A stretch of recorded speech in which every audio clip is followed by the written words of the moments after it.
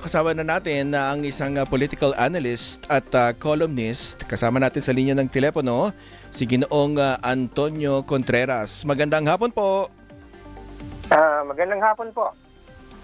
Opo, sir, kamusta yung medyo andaming nangyari ngayon? Although nabigay naman na yung posibleng pagharap nga ni House Majority Leader Sandro Marcos ngayong linggo, pero hindi nasabi kasi kung anong araw at kanina nga siya ay humarap na. Ito'y kasabay din naman ng paglabas ng statement mula kay Davao City Representative Pulong Duterte at sinasabi niya na hindi siya dadalo dahil kini-question niya yung kapangyarihan ng ICI para ipatawag ang isang kongresista. Ano pong masasabi niyo diyan? Well, contrast ito, si Sandro Marcos ay unang-una nag-volunteer na pumunta. Bagamat ang kanyang testimony kanina ay nasa closed door executive session. Pero pumunta siya at si Pulong Duterte naman ay may mga dahilan na hindi siya pumunta. Ina-expect na natin yun sapagkat hindi niya nga tinikilala ang legitimacy ng ICI. Bagamat yung unang sinabi niya, siya ay harap kahit saan, kahit kanino, hindi ba? So yun yung sinabi niya. So ibig sabihin hindi yun totoo na kahit saan, kahit kanino dahil nga may pinili naman siya. Excluded para. Sana sinabi na lang yan na kahit saan, kahit kanino, wag lang sa ICI, hindi ba? Pero sa tingin niyo po ba at a disadvantage itong si Congressman Pulong dahil nga sabi niya ito daw ay ang ICI daw ay ginagamit para siraan yung kanyang kapatid si Vice President Sara Duterte at ang kanyang ama na ngayon ay nasa ICC? Well, sobra naman stretch yun sapagkat unang-una hindi pa nga nababanggit doon si Pulong at saka si Sara. Meron na bang koneksyon? Wala namang kinoconnect ang ICI pa sa mga Duterte maliban sa kanya. If at all, ang isa sa mga naging lumabas na may koneksyon ay malinaw ay yun si Pangulong Marcos ay dinawit ni Saldico pati si Sandro. Pero yung kay Duterte, yun ay mga in fact, outside ng ICI yung nagliling sa kanya doon, di ba? Dahil nga si Representative Antonio Tino ang nagpapaimbestiga sa Davao regarding sa mga flood control projects. Alalahanin natin na limitado so far sa ngayon ang tingin ng ICI doon sa nangyari noong 2022 hanggang sa ngayon. Right? Hindi naman kasama yung 2016 to 2022 as of now. Ang pagkakaalam ko, wala pang masyadong tinitingnan doon. Outside ng ICI, yung pagbanggit sa mga Duterte. Pero ano kaya naman... Kaya lang naman siya napatawag. Si Pulong ay dahil nga nababanggit ang pangalan niya. Hindi ba? Pero to say that there is no connection to the president, the former president, or even to the vice president. Regarding flood control project. For now. Pero ano naman po yung masasabi niyo itong si House Majority Leader Sandro Marcos ay humarap at bagamat nabanggit lang siya doon sa mga video ni Zaldico, siya ay mismo na nag-volunteer kahit hindi pa siya pinapatawag ng ICI. Well, pwede nating tingnan yun, wala siyang tinatago. Willing siyang humarap. Yun nga lang, mas maganda sana kung transparent, katulad ng naipangako ng ICI na open to the public yung kanyang pagharap. Kaya ngayon, yun ang inasahan ko. Pero ngayon, umarap siya pero in executive session. Gaya ng iba. Iba. Maliban lang kay Agaraw na kahapon ay open ang kanyang testimony. So, sir, eto na nga yan na yung sinasabi ni dating DPWH Secretary Babe Singson, Rogelio Babe Singson, na sana ibigyan na nga ng ngipin itong ICI. Tulad yan, sabi ni Pulong Duterte ay vague and ambiguous ang imbitasyon sa kanya ng ICI. So, yun na nga, pwedeng tumanggi. No, di tulad doon kumbaga may batas na talaga na nagbibigay ngipin sa ICI. Panawagan din yan na nag-resign na si Singson. Well, Ang point kasi dito, ang ICI kasi, hindi naman talaga, siya ay fact-finding. Di ba fact-finding ICI, recommendatory. For it to have kasi may mga limitasyon. Hindi siya yun pwede nga, opo. mag-subpoena. Hindi siya pwede mag-contempt. Pwede tuloy Hindi siya pwede tanggihan. magsampa ng kaso. So, may mga limitasyon. So, therefore, the remedy is in Congress. Di ba? Miyembro, yun nga yung hindi ko mag-gets minsan sa mga congressman. Sila yung maraming sinasabi, limitado ang powers, minabadali nila. Tama naman si Babe Singson. Paano gagawin nila? Unang-una, wala silang budget na allocated na malaki sapagkat kinuha lang naman sa executive branch yung kanilang budget. Patapos na ang taon, so I'm sure kinukuha lang yan ng Pangulo sa mga contingency funds niya o whatever. Bakit hindi gumawa ng batas ang Congress? Andiyan na yung panukalang batas ni Senator Laila de Lima. At bakit kailangan pa nilang i-certify ng Presidente na urgent? Hindi naman kailangan i-certify na urgent ang isang batas para madaliin ng Congress kung nakikita nila na ito ay kailangan. At balikan ko po yung issue dito kay Congressman Pulong Duterte. Kasi parang nakita na rin natin na parang ganito yung nangyari noon na mga pinagpapaliwanag ng Kamara de Representantes si Vice President Sara Duterte. So parang merong trend ng politics of escape. Ika nga. Ganun din yung po ba rin nakikita ito?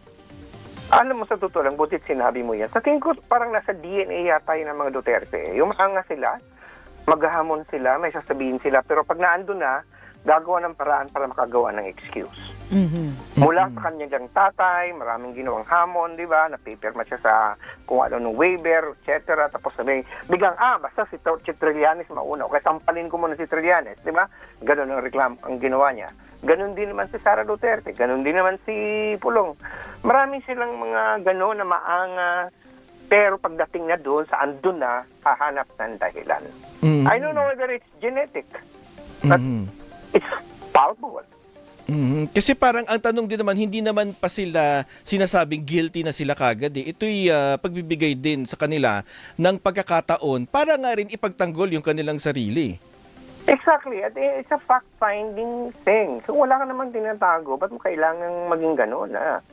In the first place, bakit, it's a big leap para i-argue ni Representative Duterte na kinakasangkapan ni BBM para siraan ang pamilya nila ang ginagamit ng ICI. Kung totoo na, mas marami nang nauna yung mga kontraktor, yung nauna na sa kanila sino ba bang pinakasuhan na senador, di ba? Meron na si Revilla, di ba? Pinakasuhan na ngayon. Marami nang mga inuna, and so some of these are even under the banner of the president during the last elections, right? So, it's a big leap na sabihin na kinakasangkapan, ito'y moro-moro lang. Sa tingin ko, yung kasing argumento na masyado namang kinikriticize ang ICI dahil mabagal, dahil para bagang mabagal ka dahil walang resources, walang ngipin, di ba?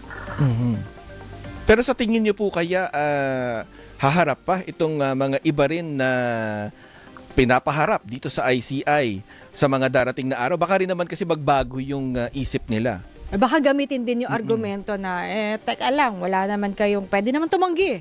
Di ba? Pwedeng tumanggi sa ICI. Well, ang makakalaban nila dyan ngayon ay syempre ang image, ang optics, ang impresyon ng taong bayan. Di ba? Hindi naman ngayon, very noisy na mga tao sa social media. Hindi na to, manganganak at manganganak ang ganyan. Mag-create ka na isang diskurso. Ngayon lang, nababasa na natin na, masyadong negative yung tingin kay Pulong Duterte. Kinumpala kasi may comparison na kay Sandro Marcos na pumunta. Hindi ba? So, talo ka sa optics doon, talo ka sa naratibo.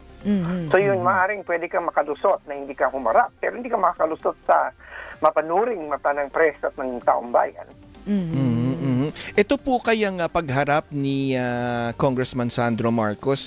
Sa tingin niyo po kaya ito'y may epekto rin doon sa perception, especially na medyo hindi rin ganun kaganda yung mga lumalabas sa survey kaugnay sa image ng Pangulo?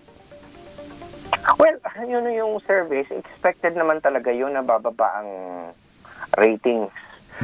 At ang hindi ko maintindihan, bakit ang clear up, ang masyadong binabanner lang ay bumaba ang ratings ng presidente, bumaba rin ang ratings ni Sara Duterte.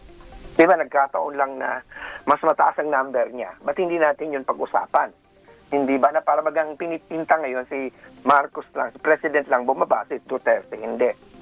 Parehong bumababa dahil parang may crisis of legitimacy, may crisis of, this whole thing about the noise, about corruption and allegations. At saka, kahit naman wala yan, dahil mga papasok na tayo sa pangalawang phase ng presidency, usually talagang bumababa na mga ratings ng mga presidente. That's normal. That's usually normal. Except, lalo na ngayon na nagbiyak pa yung unity. So marami na ngayon yung mga galit. Alam mo, sa totoo lang, kung ipipinta mo ngayon ang ating politika, nakalulungkot man niya ang nakakalungkot dito, it seems that the common denominator about all the parties and politics, from the Marcos loyalist to the diehard Duterte supporter, to the left, the left, which is also may akbayan, may kabayan, at saka yung liberal, is hatred. Pagkasuklam sa mga tao. If there is one thing that unifies some of them, or if not all of them, is the hate or they detest one particular group. For example, ang nag-unify lang naman sa Marcos loyalist at saka sa liberal progressive at saka sa left, sa dalawang left, is that all of them hate Sara Duterte. Now what unifies the rest, including DDS, vis-a-vis the Marcos loyalists, they don't like Marcos. So it's unfortunate that politics in the Philippines is like that now. Ako, sige po. Something that is so much into pagkasuklam, galit, nakalulungkot. Opo. Sige sir, sa station break lang kami, pero babalikan ka pa po namin dahil marami pa po kaming gustong itanong po sa inyo. Babalikan po namin kayo, Sige sir. po. Ayun na nga, balikan natin si Ginoong Antonio Contreras. Magandang hapon, sir. Andiyan pa po ba kayo? Hello, sir. Yes, andito po. Opo. Kanina po nabanggit ninyo yung issue ng yung sa mga institusyon ng ating bansa. Ito yung at nakikita natin yung dalawang magkabilang panig. Yung isa gustong humarap, yung isa ayaw humarap. May epekto po ba sa tingin nyo sa pagpapatatag ng mga institusyon ng ating bansa yung ganitong magkahiwalay na pananaw dito sa issue? Alam nyo, ang isa sa mga sakit ng ating mga institution sa Pilipinas ngayon, maliban sa mahihina ang ating political institutions, even yung ganyan na mga hindi nagkakaisa, normal naman sa politika yung pagtutunggali. Politics is competition, it's contest. But I think unlike other countries where, at least when I speak of other countries, I mean European countries, more mature democracies, meron tayong mga party system na mature, di ba? May mga institusyon na nag-serve as guardrail. Sa atin, mahina ang political party system natin. Napaka-personality driven ang politika. Magrarally laban sa korupsyon, hindi pa nagkasama at mag-isa. Meron pa 2 lugar na kailan mag-rally. Meron isa sa Luneta, meron isa sa EDSA. So doon na makikita mo talaga may kanya-kanyang agenda. Yung iba gustong mag-resign lahat at magkaroon ng reset. Yung isa naman for investigation, accountability lang. Dito naman sa investigasyon, meron mga kumikilala na ang ICI ay legitimate. Meron man nagsasabi na gamit lang yan ng mga Marcos. Yan ay palamuti lang, yan ay muro-muro. Hindi sila susunod. So, ang legitimacy talagang nasa nasa isang lugar tayo na magulo, na dapat ang ating dapat ipanalangin at adikain ay survive ang ating estado.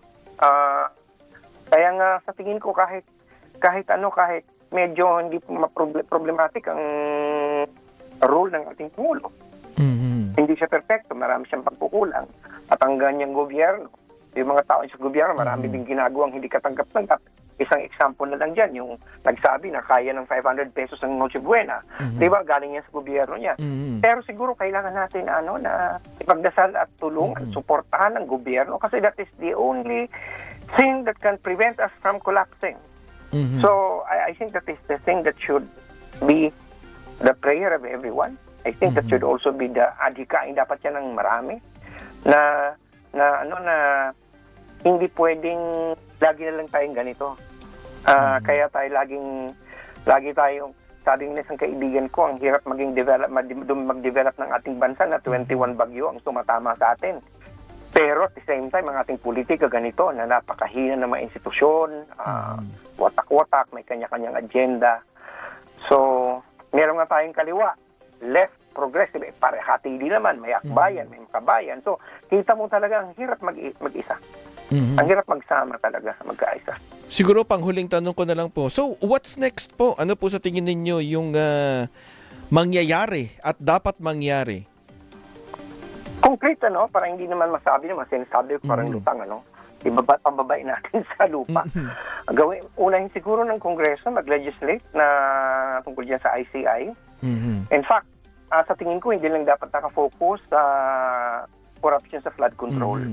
Kasi maraming mga proyekto sa gobyerno kailangang sitahin. Maraming ahensya, hindi lamang DPWH.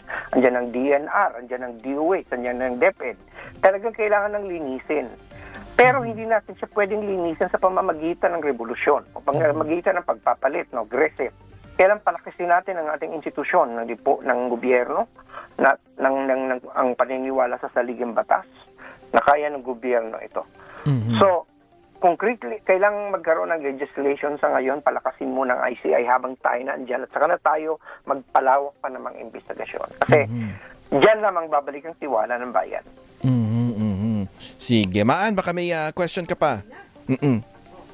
Okay na tayo. Maraming salamat, Sir Antonio Contreras, political analyst and columnist. Magandang hapon at salamat sa Maraming pagsama salamat sa rin po. amin. Thank you for